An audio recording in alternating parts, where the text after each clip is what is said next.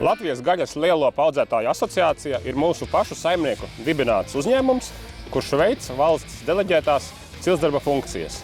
Mēs uzturam gaļas lielopu ciltsgrāmatu, veicam vaislinieku certifikāciju, izsniedzam zootehniskos certifikātus tīršķirnes dzīvniekiem, sniedzam konsultācijas par tīršķirnes dzīvnieku atlasi gan Latvijā, gan arī ārzemēs. Veicam gaļas lielopu ganāmpulku vērtēšanu un šķirnes saimniecību atestāciju, kā arī sniedzam gaļas lielopu pāraudzības pakalpojumus. Mēs arī organizējam pasākumus dažādus tieši gaļas lielopu audzētājiem, un mūsu jau ikgadējais un lielākais pasākums būs šī gada 15. maijā.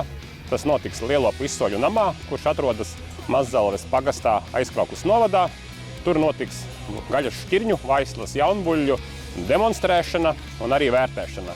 Vērtēs ārvalstu eksperts. Šogad viņš ir no Čehijas. Iepriekšējos gados mums ir bijuši eksperti no Anglijas, no Amerikas, no Zviedrijas. Būs arī prezentācija no Čehiem par gaļas lielopu audzēšanu tieši Čehijā. Un tas viss pasākums tāds dienas, ja noslēgsies ar lielopu izsoli, kur katrs saimnieks, kuri parasti pavasarī meklē savam ganāmpulkam maislas buļļus, varēs tos iegādāties.